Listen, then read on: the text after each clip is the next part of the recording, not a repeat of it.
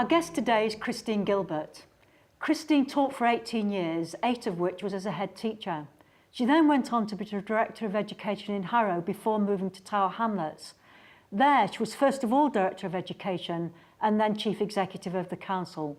In 2006, she became Chief Inspector of Schools. Christine, welcome. Looking back, you taught for 18 years and became a head teacher of a secondary school at the young age of 32. That was a very young head teacher for a secondary school. What was it like? It was a really chance in many ways. I just applied for 3 jobs and got this one. But very soon after I was appointed, the school was identified for possible closure. It was one of 3 schools in the borough, so I then understood why they'd taken the risk of applying me, appointing me at that age. And actually it was the best thing that could have ever happened to the school, because the school pulled together and really focused on moving forward. And I learned everything I learnt about leadership and management in that school, and it was wonderful. When you say it was about to close, was that because of poor performance or falling numbers, or what? It was both. It was one of the report that produced by the Education Committee at the time identified it as one of the lowest in terms of parental subscription, one of the lowest in terms of popularity, and the results weren't very good. So it was both of those things. What was it like by the time you left? It was the most oversubscribed school, and the results were lots better. But actually, it was a very positive school. People liked teaching there, and it was a great thing to do, which is why I was so reluctant, really, to go on to another headship. And I was going to ask you about that, because at that point you could have gone on and had a second headship, even 3 headships, and you didn't. You moved into local authority work right to the top as Director of Education in Harrow. Why didn't you go for a second headship? Well, to be totally honest, I wasn't sure what I'd wanted to do. I'd been there 8 years, and I'd had a secondment to develop local management of schools, but I'd gone back to the school. Presumably it was at the time before you had completely devolved budgets. It was. It was at the time when I had to ask the local authority to get my windows fixed, which used to drive me mad. So I was a great, passionate advocate of local management of schools. And of course, in those days, I suppose it's fair to say local authorities had more powers than they do now. This is before the days of the legislative changes. So thinking back, did you see yourself as going into a local authority to drive through school improvement? Because I often think there's a feeling around that people thought local authorities didn't think like that, and that they were administrators rather than school improvers. So what was the situation in Harrow when you held that post? Well, I suppose really when I see what happened up and down the country, I was fortunate, because Harrow was a very strong community of schools and colleges, and it certainly, the local authority added something to the schools. I never really remember an age where it was where you told schools what to do and they did exactly it. Exactly right. I always saw it as a leadership and an influencing role, and you had to earn the leadership. You weren't the leader just because you were Director of Education, as I was then. But you then moved to Tower Hamlets, staying as Director of Education. So presumably by that time you'd made a commitment to working in local authorities. But Tower Hamlets was so different. Apart from it being the most deprived borough in the country, there was a national spotlight on Tower Hamlets. It was the beginning of the Labour government, focus on literacy and numeracy. You must have seen that as a very high-profile, high-risk job when you moved there from Harrow. I didn't really. I just thought it sounded an interesting job. It wasn't quite as stark as you say, because I went just before the Labour government, and though there'd been a spotlight in the borough in terms of literacy and numeracy, actually they were trialling those, and so the journey had already begun as far as they were concerned for school improvement. I went very unconvinced. I'd always had a real interest in teaching reading, actually, as part of the work I was doing. I'd always had a focus on reading. Certainly as a history teacher, I did the Open University course on reading, I think in my 2nd or 3rd year, because I couldn't understand why these children in my class couldn't read, and what could I do to help them read. So I'd been schooled, if you like, in the real book approach to reading, and I was completely unconvinced by what I read in the paper about what was happening there. But actually, I was there 3 months before I was completely convinced. And it was the fastest improving local authority in literacy and numeracy, I think, by the end of the 90s. By the end of the 90s, it was, because the really big difference between the two boroughs is that Harrow had very little money and Tower Hamlets had lots. Harrow had very few initiatives, unless they were self-generated. Tower Hamlets had far too many initiatives. Yes. And no doubt one of the people in Tower Hamlets at that time was Ofsted itself. I mean, presumably when you were a head teacher, there wouldn't have been Ofsted as we now know it, but I would imagine as Director of Education and then Chief Executive in Tower Hamlets, Ofsted were never out of your patch. Thinking back, what did you think of Ofsted when you were at the receiving end of the inspections? I suppose looking back, I was a head and a teacher. There was no Ofsted actually. I had lots of visits from HMI. All apart from one. I felt I really learnt something. What they did was they held a mirror up really to what was going on in the school and just helped me see, and the teachers actually, just see things slightly differently so we could move on. So I was very, very positive always about HMI. When I became director, that's when Ofsted was being introduced. And there I saw in those early days Ofsted, the fact that it existed, the fact it was going to do inspections in that particular way, generate change in some schools much more quickly. When I came to Tower Hamlets, of course, I'd only been there a few months. We had one of the very early local authority inspections, which didn't feel terrifically positive at the time. We did prepare, we probably prepared the wrong things, and it was generally very critical of the local authority. It talked about green shoots and so on, but was generally critical. But actually, in retrospect, it was a major support, major catalyst really, in helping the local authority move forward. I suppose looking back at Ofsted, that relationship between teachers and Ofsted has always been of interest, of national interest, has always been an issue. What do you think is the right relationship, the correct relationship between Ofsted and the teaching profession? I mean, I would hope that Ofsted, particularly this new organisation that's been established since April, really supports improvement and is seen as a support for improvement. I do think there's some change. It's probably not coming through clearly enough to people from the outside yet. There is some change in the new school inspections. Let's go on to look at some of those changes. I mean, there's a number of features, I suppose, and I wanted to look at them perhaps just in turn. I mean, one is the shorter notice. That's, I think, one of the things that may have made the relationship between Ofsted and the school better is that they've not got this term's notice of having to prepare all their paperwork and quite honestly getting themselves into a bit worked up about it. How's it worked in practice?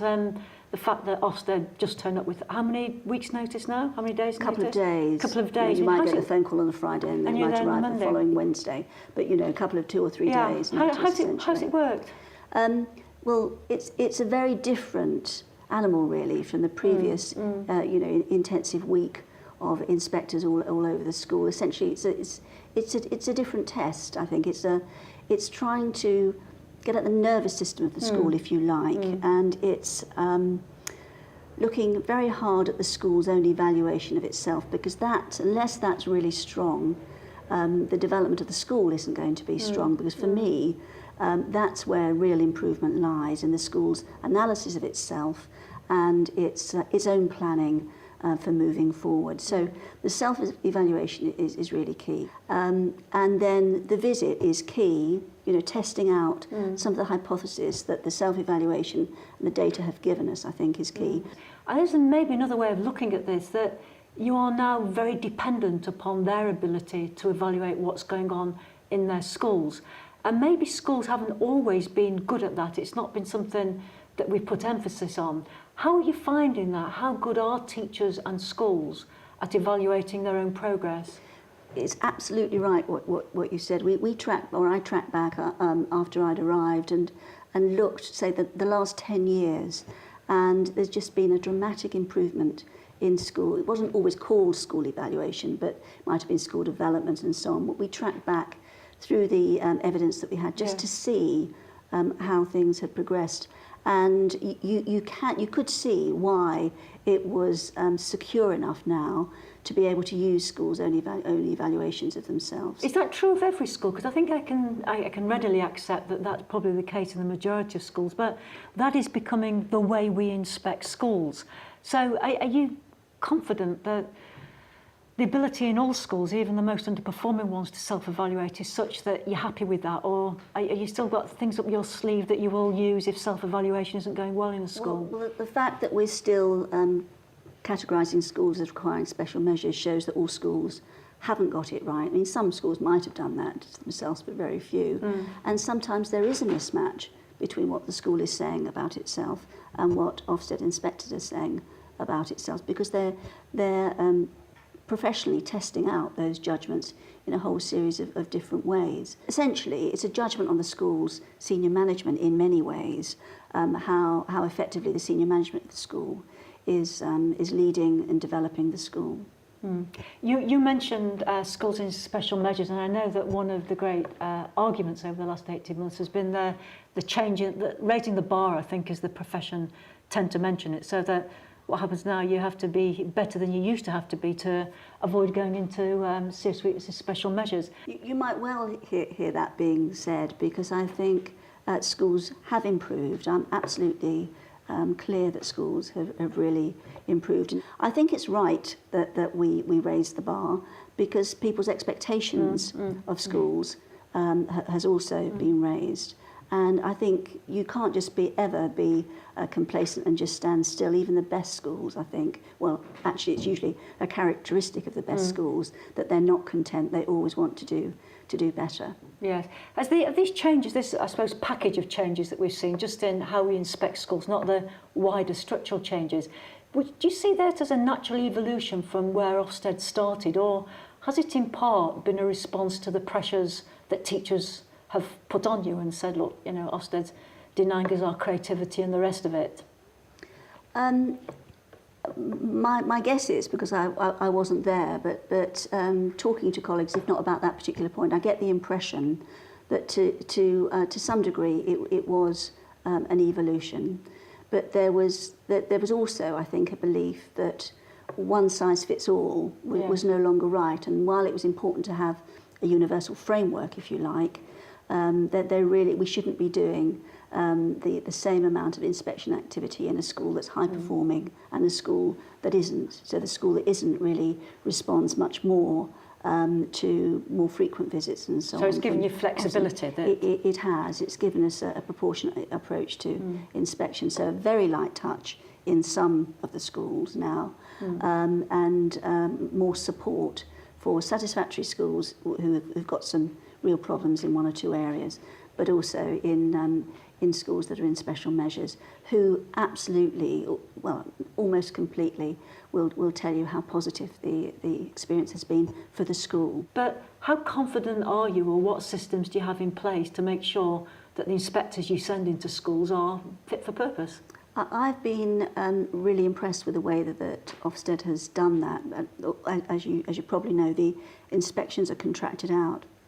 But with the new system, part of the deal, if you like, with I understand in the consultation, was that HMI would lead more of them than they had done in the past. So HMI lead about 75%, three-quarters of the ones in secondary, and a much lower percentage of the ones in primary. Did it used to? What figure did it used to be? I hadn't realised there'd been that. Not change. Sure, but this is a dramatic change. This is a dramatic change. But beyond that, we have a very detailed process for checking quality of the contracted inspectors. It's a very strong, secure system. And there's a right of appeal now, of course. There is a right of appeal, and I have been really keen to say to people, if you don't like it, if something went wrong, please complain, so that we can think about what you've told us and we'll learn from what you're saying. Yes. I wanted to ask you about that area of the curriculum that's not easily weighed and measured, the sort of, I suppose, what you might sort of creative subjects, expressive arts. There's often been a feeling that either they get left out because we're not good at finding data or descriptors to measure progress, or that to some extent they're overlooked and therefore schools don't concentrate on that area of the curriculum.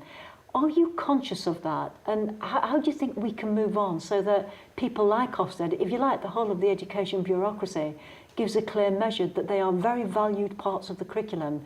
It's just that we can't weigh and measure them in the same way. I think it isn't to do with weighing and measuring, because if you could just really weigh and measure even the other subjects, it still wouldn't give you the picture that an Ofsted report gives you, because the Ofsted report does look at the school in its entirety. Yeah. And I think at most of them you get a strong sense of what the school is doing in the round. And the schools that are outstanding and good pay attention to all of those areas. And I think there's a lack of clarity about what Ofsted expects sometimes.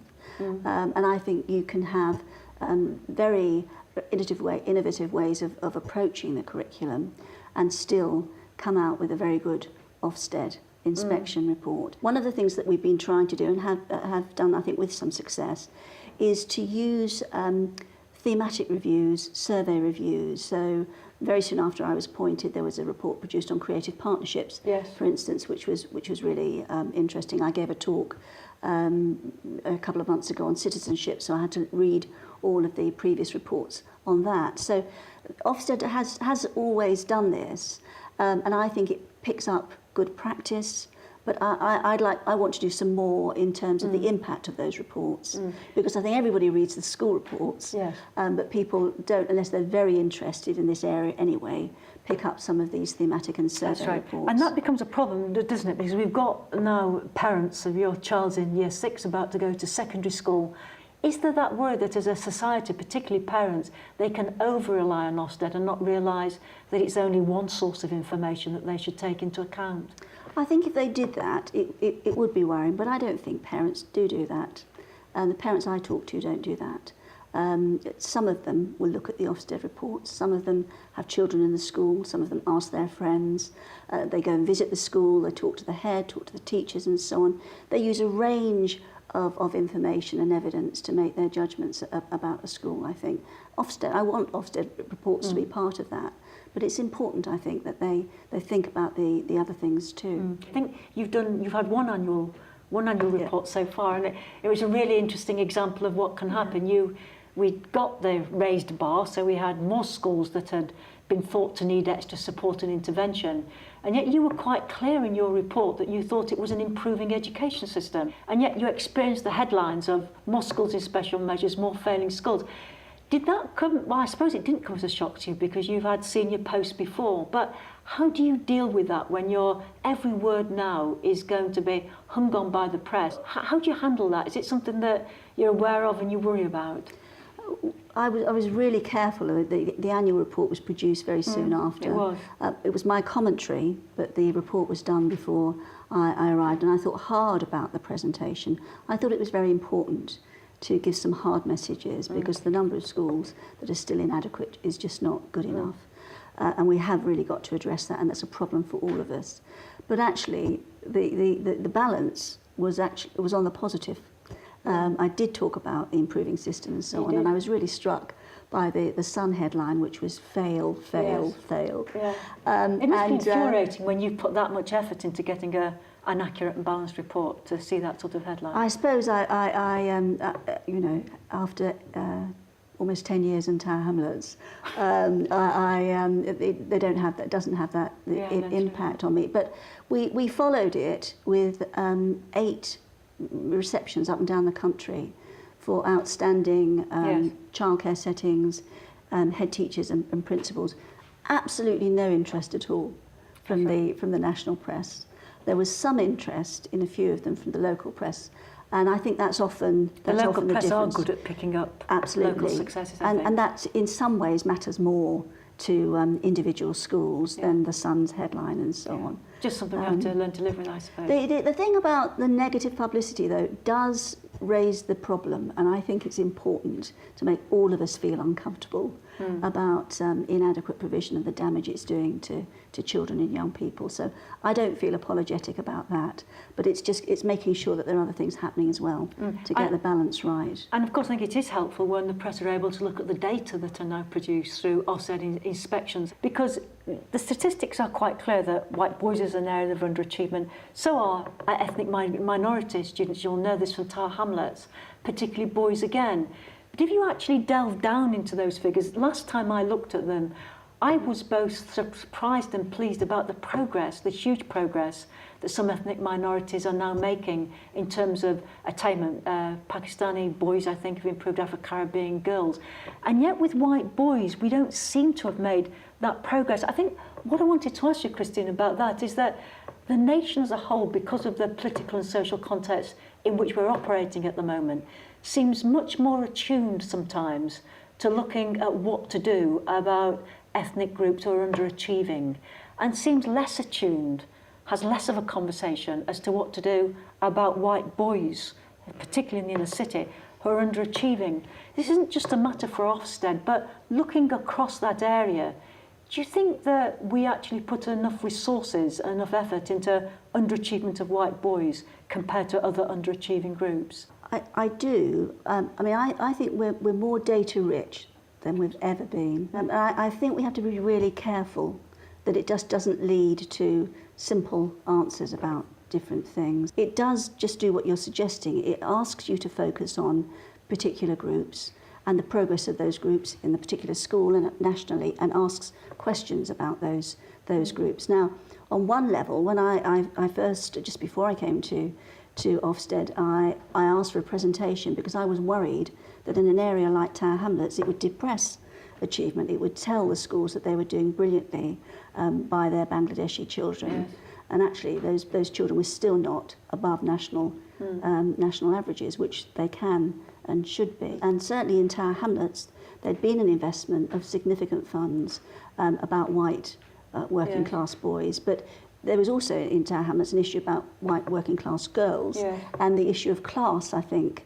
is something that we need to disentangle. But to some extent, I mean, it's inevitable that to some extent where you put your resources and effort into looking at those underachieving groups and asking the questions must partly be determined by the wider context. So at the moment, when we're very worried about racially segregated schools with underachievement of people, perhaps for instance from the Muslim communities, do you find yourself responding to that national agenda, or do you keep calm, say, look at all the figures, ask the questions about all the groups? I've always tried to keep calm about the national agenda, because you need to be confident about what you're doing in a school, in a local authority, and in Ofsted. If you're really clear about where you're going and what your real purpose is, and not be blown by the and not be blown concern. blown off course. I remember all sorts of things in Tower Hamlets that might have done that to us. And so I think you obviously listen and you reflect, but you don't let it deflect you. And I think the focus on groups is fine, but actually it's what's happening in the classroom between the child, the learner, and the person doing the teaching is really key. And that demands an element of precision that isn't easy to capture in these sorts of figures, I think. Right, that goes beyond the figures to some extent. We said we'd talk about the new expanded remit of Ofsted. I suppose it's almost inspecting the world at the moment. It's got early years and it's got adult learning as well. Is there a risk that it's too big, too unfocused? We don't think so. We think it'll help us do a more effective job for children and learners right across the piece. It is a big job. We've worked out that conservatively the new organisation it touches more than a third of people in the country in the services that we're inspecting. And so we are taking that really seriously. Right. But we think bringing these four organisations together, merged into this new Ofsted, is going to give us the potential for greater change and greater improvement and a better deal for children and learners. And making the connections will be much easier for us to do in the new organisation. Looked after children, for example. Absolutely, it's a really good example of being able to either focus on looked after children from 2, 3, all the way up to 17 or 18. Already already there's been joint work, but I think over the next few years we'll really make it much more integrated and much more focused. I suppose in almost everyone's mind, Ofsted is still associated with schools. I presume you want to change that. You want to change the country's perception of what Ofsted is now. I think the phrase you learned was to inspect, opportunities for learners, right, from naught to whatever. So is that going to be one of your priorities, to sort of reframe Ofsted in the public's mind as that wider inspectorate? I wouldn't want to lose the force of Ofsted as a brand, and the force of Ofsted as a brand, I think everybody would admit, has come from its role with schools, because so many people have children in school and have seen and heard of an Ofsted report. But that doesn't mean that the other areas aren't equally important, and we need to be focusing much more on the whole. But I wouldn't want to diminish the focus on school inspection at the cost in the new Ofsted. Christine, you've had a lot of years, I mean, all your working life, I think, has been in education. You talk about it with passion, but at the same time, you are, given your present role, fully aware of the weaknesses and what we need to do. Are you an optimist about the future of our education system? And would you describe yourself as one of these people for whom the bottle is always half full or the bottle half empty? I'm absolutely positive and confident about the developments and the potential of education and decent care in terms of the development of people's lives and so on. And though most of my working life has been in education, actually the last 5 years were as chief executive of a local authority, yes, where true. I had a much broader view. And even in that view, it seemed to me the sorts of issues that we've been talking about are absolutely central if you really want to regenerate an area properly. It's absolutely down to the children and young people, the learning that's going on and the care that's going on in that area for people as individuals. Christine Gilbert, thank you very much indeed. Thank you.